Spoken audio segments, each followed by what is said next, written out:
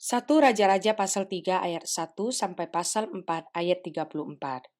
Lalu Salomo menjadi menantu Firaun, Raja Mesir. Ia mengambil anak Firaun dan membawanya ke kota Daud, sampai ia selesai mendirikan istananya dan rumah Tuhan dan tembok sekeliling Yerusalem.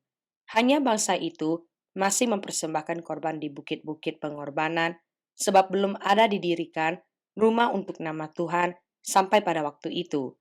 Dan Salomo menunjukkan kasihnya kepada Tuhan untuk hidup menurut ketetapan-ketetapan Daud ayahnya. Hanya ia masih mempersembahkan korban sembelihan dan ukupan di bukit-bukit pengorbanan. Pada suatu hari, raja pergi ke Gibeon untuk mempersembahkan korban, sebab disitulah bukit pengorbanan yang paling besar. 1.000 korban bakaran dipersembahkan Salomo di atas mezbah itu.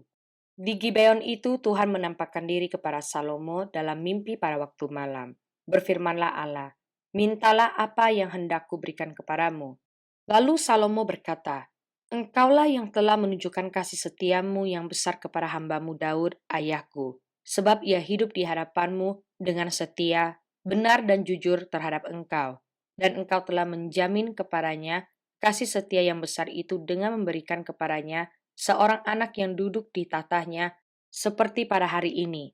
Maka sekarang ya Tuhan Allahku, engkaulah yang mengangkat hambamu ini menjadi raja menggantikan Daud ayahku, sekalipun aku masih sangat muda dan belum berpengalaman. Demikianlah hambamu ini berada di tengah-tengah umatmu yang kau pilih, suatu umat yang besar, yang tidak terhitung dan tidak terkira banyaknya. Maka berikanlah kepada hambamu ini hati yang faham menimbang perkara untuk menghakimi umatmu dengan dapat membedakan antara yang baik dan yang jahat. Sebab siapakah yang sanggup menghakimi umatmu yang sangat besar ini? Lalu adalah baik di mata Tuhan bahwa Salomo meminta hal yang demikian.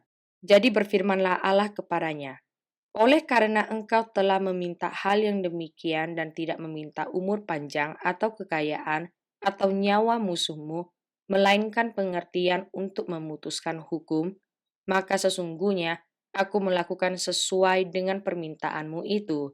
Sesungguhnya aku memberikan kepadamu hati yang penuh hikmat dan pengertian, sehingga sebelum engkau tidak ada seorang pun seperti engkau, dan sesudah engkau takkan bangkit seorang pun seperti engkau. Dan juga apa yang tidak kau minta, aku berikan kepadamu, baik kekayaan maupun kemuliaan. Sehingga sepanjang umurmu tak akan ada seorang pun seperti engkau di antara raja-raja. Dan jika engkau hidup menurut jalan yang kutunjukkan dan tetap mengikuti segala ketetapan dan perintahku, sama seperti ayahmu Daud, maka aku akan memperpanjang umurmu." Lalu terjagalah Salomo. Ternyata ia bermimpi. Sekembalinya ke Yerusalem, berdirilah ia di hadapan tabut perjanjian Tuhan. Dipersembahkannya korban-korban bakaran dan korban-korban keselamatan. Kemudian ia mengadakan perjamuan bagi semua pegawainya. Pada waktu itu masuklah 2 orang perempuan sundal menghadap raja, lalu mereka berdiri di depannya. Kata perempuan yang satu, "Ya tuanku, aku dan perempuan ini diam dalam satu rumah, dan aku melahirkan anak pada waktu dia ada di rumah itu. Kemudian pada hari ketiga, sesudah aku, perempuan ini pun melahirkan anak kami sendirian. Tidak ada orang luar bersama-sama kami dalam rumah, hanya kami berdua saja dalam rumah. Pada waktu malam anak perempuan itu mati karena ia menidurinya. Pada waktu tengah malam ia bangun, lalu mengambil anakku dari sampingku. Sementara hambamu ini tidur, dibaringkannya anakku itu di pangkuannya, sedang anaknya yang mati itu dibaringkannya di pangkuanku. Ketika aku bangun, pada waktu pagi untuk menyusui anakku, tampaklah anak itu sudah mati. Tetapi ketika aku mengamat-ngamati dia pada waktu pagi itu, tampaklah bukan dia anak yang kulahirkan." Kata perempuan yang lain itu, "Bukan, anakkulah yang hidup dan anakmulah yang mati." Tetapi perempuan yang pertama berkata pula, "Bukan, anakmulah yang mati dan anakkulah yang hidup." Begitulah mereka bertengkar di depan raja. Lalu berkatalah raja, "Yang seorang berkata, 'Anakkulah yang hidup ini,' dan anakmulah yang mati. Yang lain berkata, 'Bukan, anakmulah yang mati dan anakkulah yang hidup.' Sesudah itu raja berkata, 'Ambilkan aku pedang.' Lalu dibawalah pedang ke depan raja. Kata raja, 'Penggalah anak yang hidup itu menjadi 2 dan berikanlah setengah kepada yang satu, dan yang setengah lagi kepada yang lain. Maka kata perempuan yang empunya anak yang hidup itu kepada raja, sebab timbullah belas kasihannya terhadap anaknya itu. Katanya, "Ya tuanku, berikanlah kepadanya bayi yang hidup itu. Jangan sekali-kali membunuh dia." Tetapi yang lain itu berkata, "Supaya jangan untukku ataupun untukmu. Penggalah." Tetapi raja menjawab, katanya, "Berikanlah kepadanya bayi yang hidup itu, jangan sekali-kali membunuh dia. Dia itulah ibunya." Ketika seluruh orang Israel mendengar keputusan hukum yang diberikan raja, maka takutlah mereka kepada raja, sebab mereka lihat bahwa hikmat daripada Allah ada dalam hatinya untuk melakukan keadilan. Maka Salomo menjadi raja atas seluruh Israel. Inilah para pembesarnya. Azaria bin Zadok menjadi imam, Elihoref dan Ahia anak-anak sisa menjadi panitera negara. Yosafat bin Ahilud menjadi bendahara negara. Benaya bin Yoyada menjadi panglima, Zadok dan Abiatar menjadi imam. Azaria bin Nathan mengawasi para kepala daerah. Zabud bin Nathan, seorang imam, menjadi sahabat raja. Ahisar menjadi kepala istana. Adoniram bin Abda menjadi kepala Rodi. Salomo mempunyai 12 orang kepala daerah atas seluruh Israel yang harus menjamin makanan raja dan seisi istananya. Adalah tanggungan tiap-tiap kepala daerah untuk menjamin makanan selama sebulan dalam setahun. Inilah nama-nama mereka. Ben-Hur di pegunungan Efraim, Ben-Deker di Makas, di Saalbim, di Bet-Semes, dan di Elon Bet-Hanan. Ben-Hesed di Arubot, wilayahnya ialah Soko dan seluruh tanah Hefer. Ben-Abinadab memegang seluruh tanah Bukit Dor, dan Tafat binti Salomo menjadi istrinya. Baana bin Ahilud memegang Taanak, Megiddo, dan seluruh Bet-Sean yang di sebelah Sartan di sebelah hilir Israel. Dari Bet-Sean sampai Abel Mehola, sampai ke seberang Yokmeam. Selanjutnya Ben-Geber di Ramot Gilead. Wilayahnya ialah Hawot Yair yang di Gilead. Yair ialah anak Manasye. Juga wilayah Argob yang di Basan dipegangnya. 60 kota besar, berpagar tembok dan berpalang pintu tembaga. Ahinadab bin Ido memegang Mahanaim. Selanjutnya Ahimaas di Naftali. Ia juga mengambil seorang anak Salomo menjadi istrinya, yakni Basmad. Selanjutnya Baana bin Husai di Asher dan di Alod. Lalu Yosafat bin Paruhah di Isakar. Dan Simei bin Ela di Benyamin. Geber bin Uri di tanah Gilead memegang tanah Sihon, raja orang Amori, dan tanah Og, raja Basan, dan dialah satu-satunya kepala daerah yang ada di tanah itu. Orang Yehuda dan orang Israel jumlahnya seperti pasir di tepi laut. Mereka makan dan minum serta bersukaria. Maka Salomo berkuasa atas segala kerajaan mulai dari sungai Efrat sampai negeri orang Filistin dan sampai ke tapal batas Mesir. Mereka menyampaikan upeti dan tetap takluk kepada Salomo seumur hidupnya. Adapun persediaan makanan yang diperlukan Salomo untuk sehari, ialah 30 kor tepung yang terbaik dan 60 kor tepung biasa, 10 ekor lembu gemukan dan 20 lembu gembalaan, dan 100 ekor domba, belum terhitung rusa, kijang, rusa dandi, dan gangsa piaraan. Sebab ia berkuasa atas seluruh tanah di sebelah sini sungai Efrat, mulai dari Tifsa sampai ke Gaza. Dan atas semua raja di sebelah sini sungai Efrat, ia dikaruniai damai di seluruh negerinya. Sehingga orang Yehuda dan orang Israel diam dengan tentram, masing-masing di bawah pohon anggur dan pohon aranya, dari Dan sampai Bersheba, seumur hidup Salomo. Lagi pula Salomo mempunyai kuda 40.000 kandang untuk kereta-keretanya dan 12.000 orang berkuda. Dan para kepala daerah itu menjamin makanan Raja Salomo serta semua orang yang ikut makan dari meja Raja Salomo. Mereka membawanya masing-masing dalam bulan gilirannya dengan tidak mengurangi sesuatu apapun. Jelai dan jerami untuk kuda-kuda biasa dan kuda-kuda teji dibawa mereka ke tempat yang semestinya, masing-masing menurut tanggungannya. Dan Allah memberikan kepada Salomo hikmat dan pengertian yang amat besar, serta akal yang luas seperti dataran pasir di tepi laut.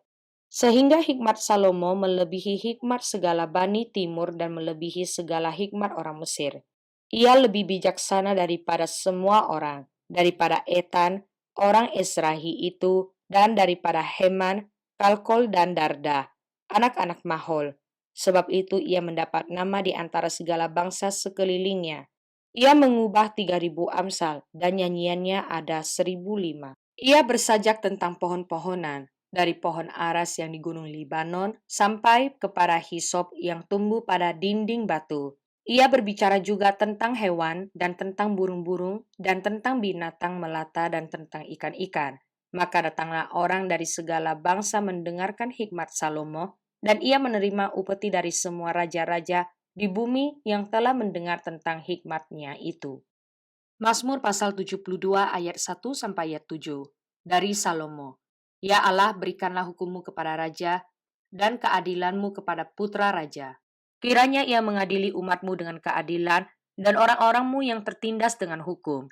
Kiranya gunung-gunung membawa damai sejahtera bagi bangsa dan bukit-bukit membawa kebenaran. Kiranya ia memberi keadilan kepada orang-orang yang tertindas dari bangsa itu, menolong orang-orang miskin, tetapi meremukkan pemeras-pemeras. Kiranya lanjut umurnya selama ada matahari dan selama ada bulan turun-temurun.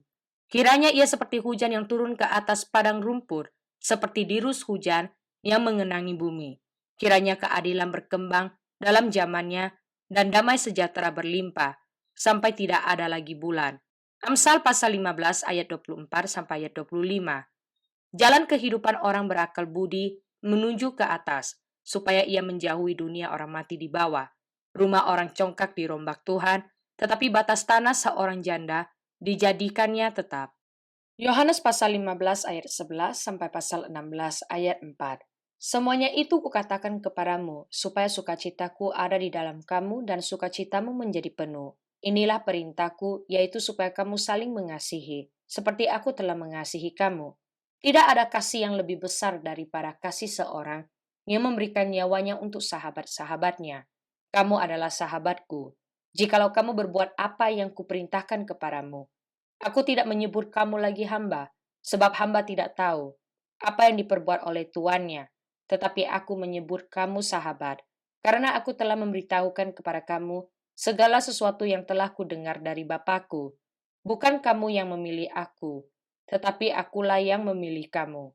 Dan aku telah menetapkan kamu, supaya kamu pergi dan menghasilkan buah, dan buahmu itu tetap, supaya apa yang kamu minta kepada Bapa dalam namaku, diberikannya kepadamu. Inilah perintahku kepadamu. Kasihilah seorang akan yang lain. Jikalau dunia membenci kamu, ingatlah bahwa ia telah lebih dahulu membenci aku daripada kamu. Sekiranya kamu dari dunia, tentulah dunia mengasihi kamu sebagai miliknya. Tetapi karena kamu bukan dari dunia, melainkan aku telah memilih kamu dari dunia, sebab itulah dunia membenci kamu. Ingatlah apa yang telah kukatakan kepadamu. Seorang hamba tidak lebih tinggi daripada tuannya. Jikalau mereka telah menganiaya aku, mereka juga akan menganiaya kamu. Jikalau mereka telah menuruti firman-Ku, mereka juga akan menuruti perkataanmu.